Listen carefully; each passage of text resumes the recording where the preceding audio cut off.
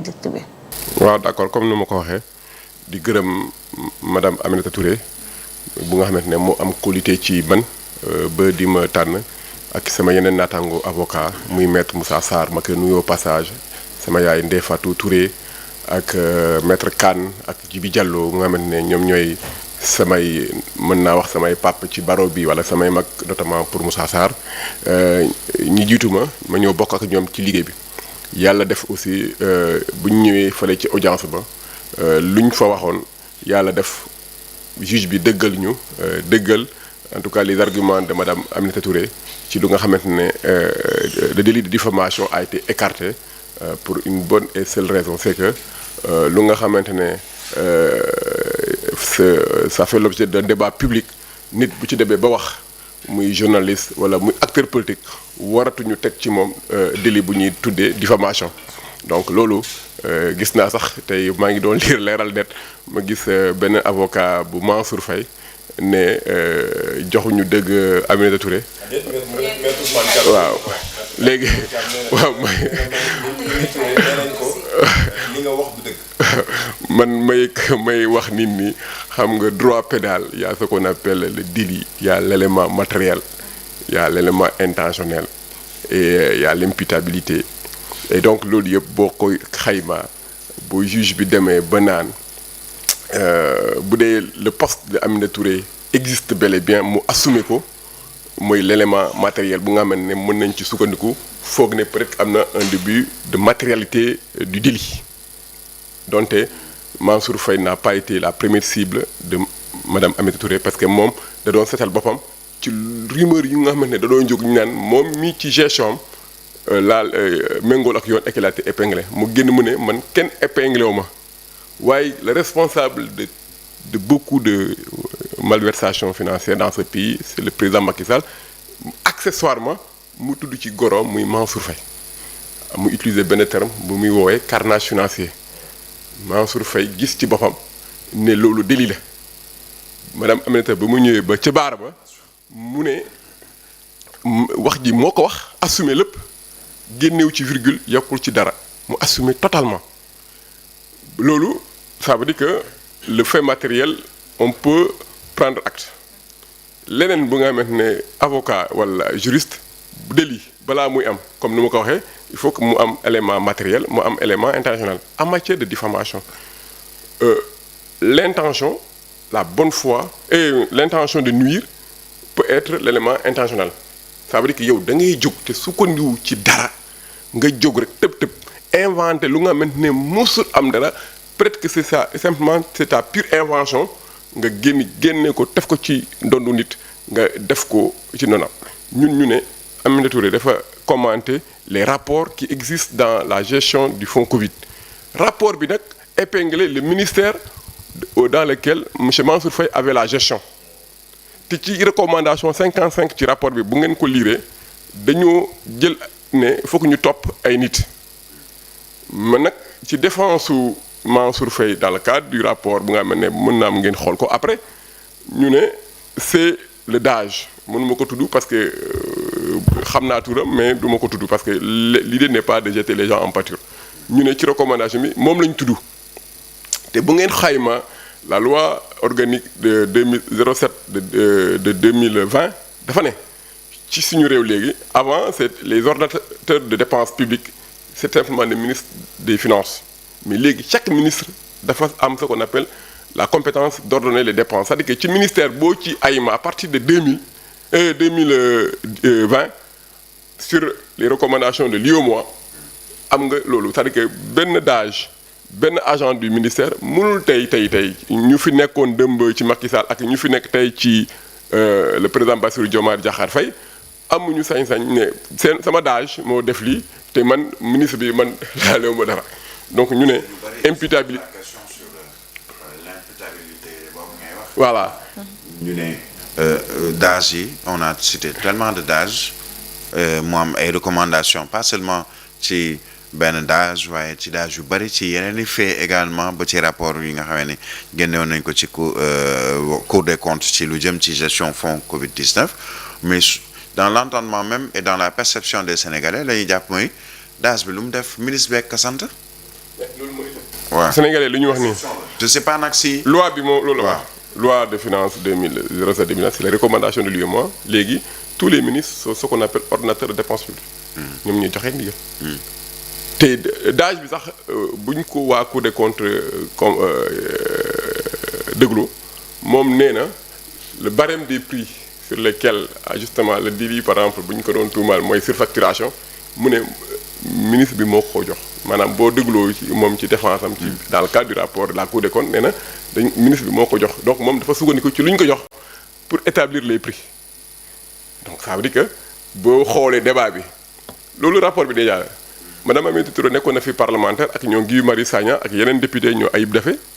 ñu saisiroon Assemblée nationale pour la mise en place de la haute cour de justice bu nga xam ne ministre bu nga xam ne jàpp ngeen que dañ koo tuumaal ci délit dañ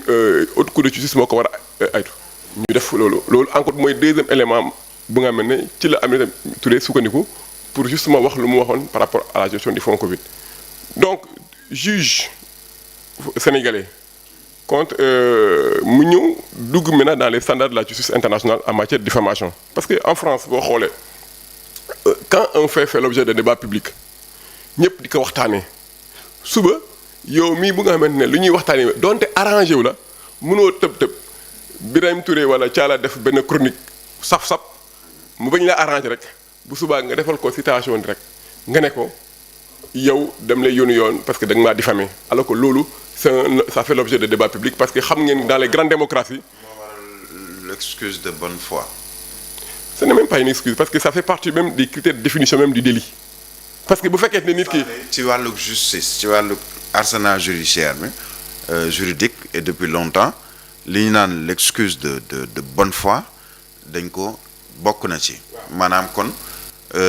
yaa wax comme li Thiala laaj léegi xaw ma Alamine yaa wax waaye amoo preuve ci li ngay wax waaye donte amoo preuve ci la ngay wax mais la nga wax suscité na débat am na intérêt général te ni ma jàngatee seen kiiwu démb bi mooy li procès bi fu mu mujjee mooy ni juge bi nee na ko la nga wax indiloo ma ci ay firnde mais mbirum diffamation mënuma ko ci teg parce que wane woo mbirum ni da nga soxoree nit ki wala da nga ko mere wala mu am benn animosité amul intention peut-être nuire waaye daanaka tooñ nga excuse bonne foi moom mooy def nga non maanaam su ma nee tooñ nga mooy waxal nga nit ki loo xamee ni indiwoo ci preuve ci loolu lañ ko jàngatee. waaw man lu ma ci amuñu même jàngat dama jàpp ni que avocat Mansour Faye. yaay juriste bi mais man citoyen sénégalais bi avocat Mansour Faye xam nga lu ñuy wax. dafay mel ni ñoom dañu jàpp ni que boo waxee nit ki yow yaa responsable carnet financier yow da nga ko tuumal ni que def na malversation sur le plan de la légalité maanaam de la condamnation bu dee ci point boobu. Madame Aminata Touré musul ne que Mansour Faye dañ ko mus a condamné sur ces faits là kenn waxu ko donc ñoom vérité bu ñuy wax noonu te enquête bi sax commencé gul ci les faits parce que c'est pas parce que amagul condamnation amagul instruction amagul enquête sur les faits que nit ñi mënuñu am seen opinion seen avis sur la gestion des deniers publics te boo xoolee Madame Aminata Touré musul utiliser le terme détournement musu ko wax dafa ne rek que président Macky Sall mooy responsable du carnage financier relatif à la gestion des fonds Covid dont son beau-frère en a participé activement donc ça veut dire que sax Mansour même n'est même pas sa cible principale donc bu fekkente ne tey jii nu tooñ amoon na sax parce que nit ki sax même bu fekkente ne sax amoo defoo délit nga tooñ ñi sax war nga mën a am ndàmpaay moo tax ma ne la tooñ amut parce que man sax su ma la bousculer par inadvertance par exemple teyuma ko nga am ci gaañ-gaañ mais doonte mën naa ne man teyuma ko ci tribunal mais bu dee yow am nga préjudice ba nga xamante ne déedoo na sa kaw mais yow da ngay demander dommage intérêt donc bu fekkee ne boo moo tax ma ne tooñ amul parce que tooñ bu amoon donte peut-être lu ngay wax ni excuse de bonne foi am na te loolu am na ngaañ-ngaañ ci Mansour Faye peut-être que juge bi dañu doon ne madame Aminata Touré jox ko ndàmpaay moo tax ma ne tooñ amul. Finalement il a coupé la part en deux. Il y a même pas ça parce que délit soit am na soit amut et que en matière de délit quand un prévenu est devant la barre bu ñu ko bàyyi ci lu ñu koy toppee lu ñuy woowee relax devant la cour devant les assises bu ñu ko bàyyi lu ñuy wax acquitté te duñ ko utal beneen lay à part peut-être dossier Ousmane Sonko. démb lan la ñu wax. mais démb dañu ne. Madame Aminata Touré a été relaxée sur le bénéfice de la bonne foi. Mais la bonne foi signifie tout simplement, en matière de délit de diffamation, l'absence d'éléments moraux, l'absence d'éléments intentionnels qui consiste à dire que lu mu wax dafa ko jébale simplement pour nuire. Parce que loolu bu amoon loolu mooy délit am na. loolu laa bëgg nit ñi mu leer. loolu mooy maanaam ni bonne foi bi mooy amul intention wu gaañ nit amul intention wu yàqal nit waaye ci gannaaw booy lire entre les lignes mooy tamit ni joxewul firnde bu mën a ne ni moo def. parce que citoyen amul droit. voilà joxe firnde ne. tey diw def na. diw deful lu dul daanu juge. te gis ngeen ni que combat bu nga xamante ne ci madame Aminata Touré sukkandiku ak yeneen naataangoo yeneen député nee nañu haute cour de justice war na am taxawaay pour que ñu taxaw ko képp ku nga xamante ne am nañu ci yow soupçon de détournement de malversation dans la gestion de ton ministère ñu yóbbu la ci haute cour de justice ñoom bu ñu demee ba bàyyi la alhamdulilah ñi nga xam ne dafoo dara mais bu ñu la ko nag bu boobaa ci la ñuy mën a wax ni que effectivement da ngay yow yaay responsable légal de la mauvaise gestion. donc loolu laay wax mais le délit en lui-même n'est pas constitutif dès l'instant qu'il y a la bonne foi parce que sinon dès qu'il y a la mauvaise foi dès qu'il y a la mauvaise foi il y a un délit. donc ci lu ngay wax ni dama bëgg sama naataango yi comprendre que dès l'instant qu'il y avait la mauvaise foi c'est comme si même le juge fait de la redondance en disant que il y a les pour parce que loolu xam nga lan moo tax ma appesantir wu ci mbirum bonne foi boobu parce que pour les mêmes faits similaires jël nañ fi ne dugal ko ci kaso wala ñu bundu xataal ko damay joxe benn exemple Boubacar Seye bu Horizon Sans Frontières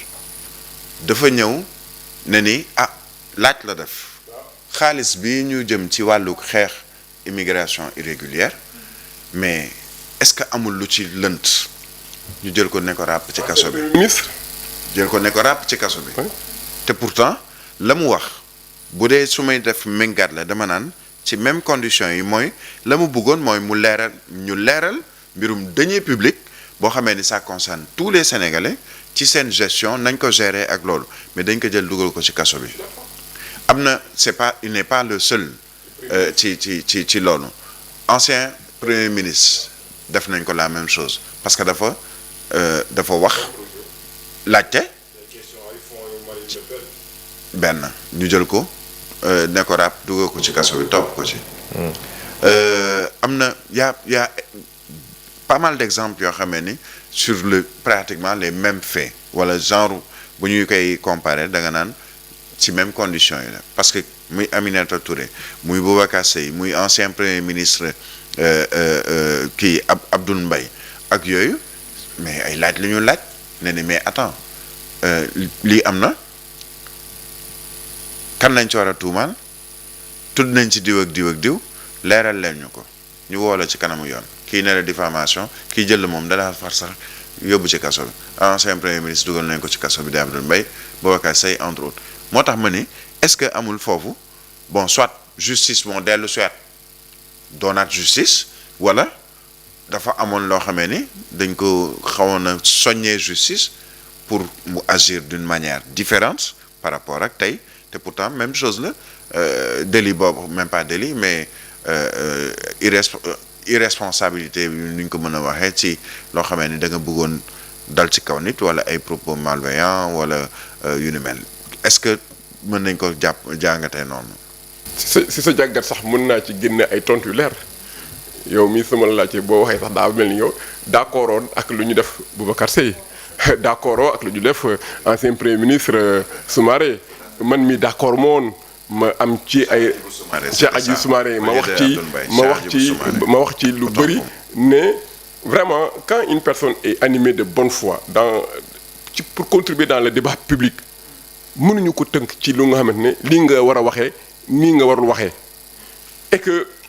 dëmb sax ci sama première réaction lu ma wax ni que décision bi certes Aminata Touré boo ci bénéficié wu mooy premier bénéficiaire mais Birame ci nga yow yaay war a njëkk a bénéficié wu Thiala ci la war a bénéficié wu. Ça a suscité le débat. Ça va susciter le débat et ça va donner aux hommes des médias, aux hommes publics de pouvoir faire des commentaires librement sans être inquiétés et que lu ma lay wax nii waxuma ko rek ngir wax c'est que j'ai dit hier que ñoom exception de véritatis la juge Sénégal doon sukkandiku pour ne yow lu nga wax ni du dëgg rek te xamaguñu dëgg bi lan mooy dëgg bi sax à l'avance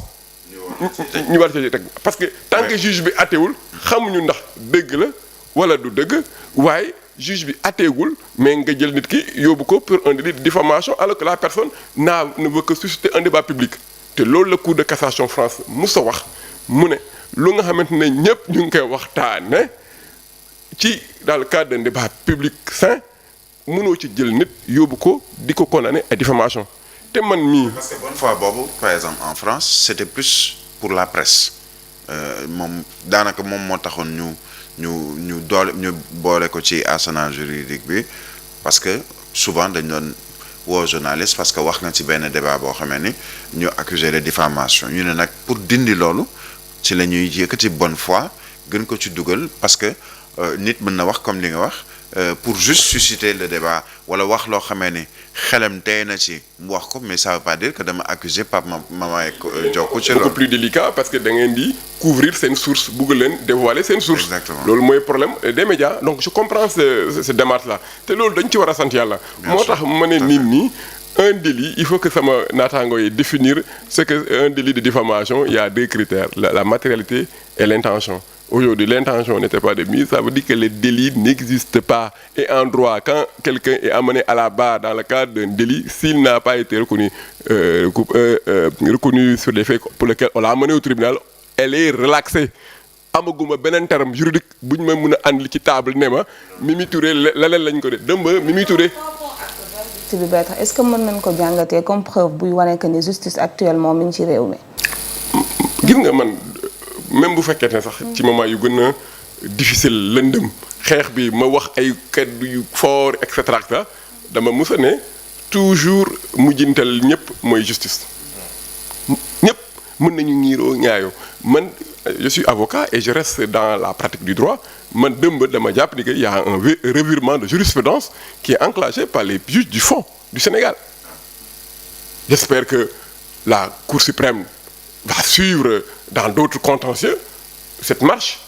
qui a été enclenchée par le juge qui a rendu cette décision courageuse. Voilà, ça permettra de libérer le débat public dans l'espace public.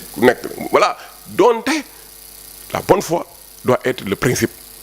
Man d'accord ma ci ñu nga xamante ne da ngay jël sa rajo jël sa télé wala dem fu la neex ci ay sa micro toog fa di xas ay gor di leen wax lu ñaaw te tegoo ko ci dara. Mais man dama jàpp ni que le jour où les prochains rapports des corps de contrôle sortiront d'accord naa que la classe politique doit sortir en masse pour commenter rapport bi lu mu wax. donc encore plus parce que rapport nit ñi dañuy fàtte Cour des comptes du ay fonctionnaires simples ay magistrats lañu donc ñoom bu ñu demee ba joxee rapport mais vraiment je pense que ça doit susciter un débat d'autant plus que quand elle utilise le terme carnage financier. gis naa même le jour de l'audience ñu bëri di indigné wu sur le fait qu'on parle de carnage alors qu'on parle des surfacturations qui avoisinent des sommes mais qui sont chiffrées à des milliards donc bu fekkee ne yow ci milliards waxoo carnage financier la loo ci wax carnage financier bu dee ay milliards la ñuy wax ci réew bu nga xamante ne tali yi dañoo xat écoles yi ba léegi ñu ngi am ay abris provisoires dans les zones rurales ba léegi y a des j'ai vu à Ziguinchor seen benn naataango mu pind dëmb à Ziguinchor mu ne sërëm a perdu la vie après l'accouchement te loolu dafa métti muy correspondant beneen kii à Ziguinchor ma koy ci jaale yi parce que gis naa ko mu posté ko mais yooyu moo war a dañ mais bu ñu demee ba ñuy jaay ay ceeb lu nga xamante ne du njëgam dans le cadre normal ñuy def ay clé USB très cher alors que ñëpp xam nañu clé USB nii lay jar mais loolu mooy tax ba parfois la confiance du citoyen par rapport à la chose publique des métiers te dem ba gis naa premier ministre di wax ni que comment dirais-je les agents de police parfois sont dinañ ci commenter mais parce que quelque part xaalis bu ñu war a utiliser pour augmenter des salaires des fonctionnaires de police ñu nekk dans la circulation ci naaj bu tàng et cetera peut-être que seen salaire moo xaw a néew wala yeneen ak yeneen donc mais bu dee xaalis bi dañ koy ñëw di ko luubal di dégg ay somme yu nga ñu ngi koy utiliser mais muy choquer opinion tous les jours mais bu ñu demee ba kenn mënu ci wax ce sera une dictature légalisée mais man je pense que Thiala sur lii indi lii nii yëpp à mon avis mooy l'absence de poursuite ci li nga xam ne moom mooy rapport yi ñu fi indi yëpp c'est-à-dire tous les rapports yi ñu publier bu ñu yéexalee mbir yi je prends juste ce rapport bi nga xam ne moom moo indi coow li comme on dit muy gestion fonds Covid-19 mooy 1000 milliards yooyu tey Cour des comptes la mu génnee rapport boobu ba mu ko génnee du tey du démb mais bu ñu hâté woon le pas accélérer la cadence pour reprendre Aminata Touré bu ñu accélérer woon la cadence si rapport yi génne nañ ko recommandation yi nekk ci rapport yi ñu appliquer ko maanaam am na ci recommandation xëy na dañ ne yow ministre de la justice neel sa procureur na lijjanti topp pour information judiciaire wala nu ñu koy weeti na topp diw ak diw parce que nangam ak nangam am na nañ ci ubbi information judiciaire loolu bu ñu ko defoon ci njëlbeen bi kon tey au moins li ñu naan bonne foi ak ñàkk bonne foi yëpp du ci am xam nga lan mooy am rapport bi lii la wax saisir nañu tribunaux yi ñu war a saisir ci loolu lii mooy àtte bi condamnation am na wala setal am na bu boobaa man bu dee condamnation am na wala setal am na du ma wax ne ni Alamine Senghor moo def nangam parce que nu ñu ko weeti justice àtte na ba noppi mais comme justice àtteegul ci lenn ci yu mel noonu mais presque c'est la porte ouverte à toutes sortes de supputation moo deful tuumal nañ ko parce que ay tuuma doo nga fi ne te tuuma yooyu mënoo ko étayer parce que justice àtteegul moo tax man la question aujourd'hui que je me pose mooy pourquoi est-ce que àttewuñu la pas baraluñu jéego yi pour rapport yooyu ñu indil yépp mais ñu mën a gis reddition des comptes ba mën ko teg sur la table. Pour les ministres qui ont un privilège de juridiction balaa ñu leen di mën a àtte Birahim xam nga ne que il faut que ñu def waaw non dama ne pour ministre waaw loolu laa wax mais où sont les on nous a parlé de DAGE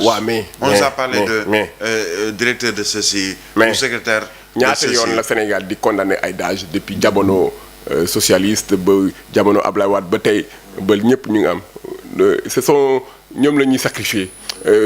je ne les dédouane pas mais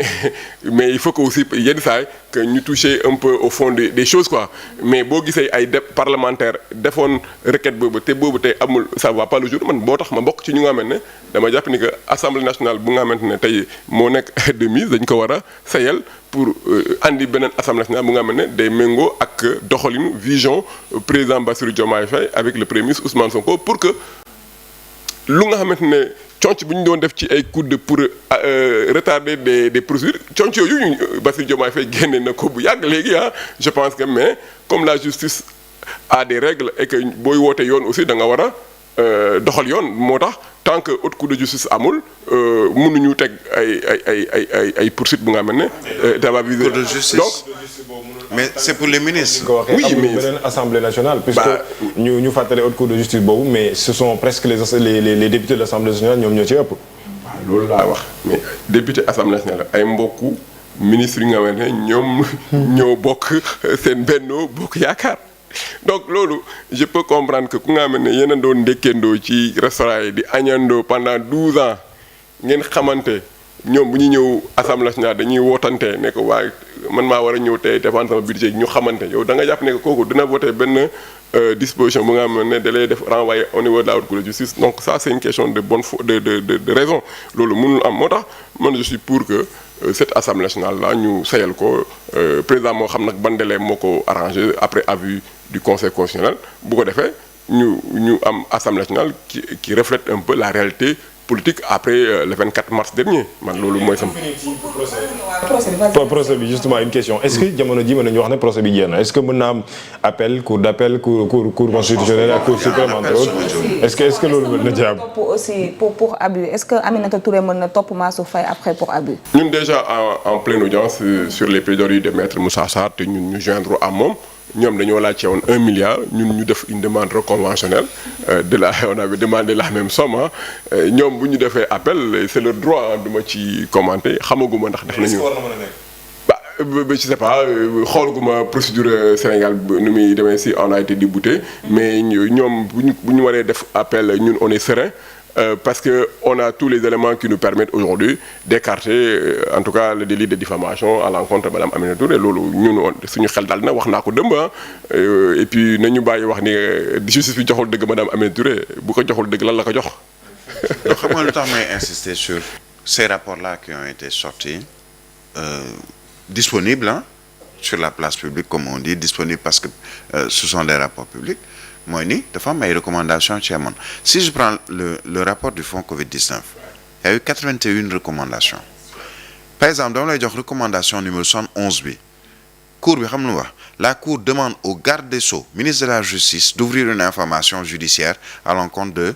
X directeur de l'administration pour ne pas le citer mais mu ngi ci biir te ñëpp xam nañ ko